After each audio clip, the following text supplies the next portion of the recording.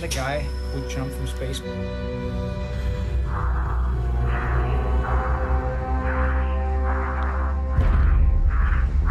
I wanted to be the first human outside of an aircraft breaking the sound barrier. I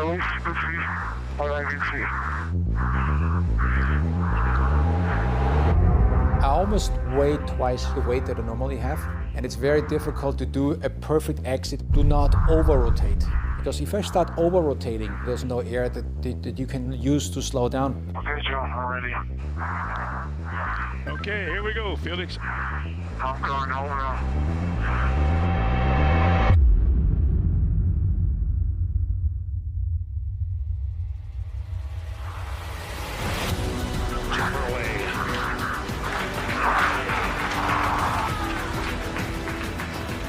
First 25 seconds, it looked like everything's under control.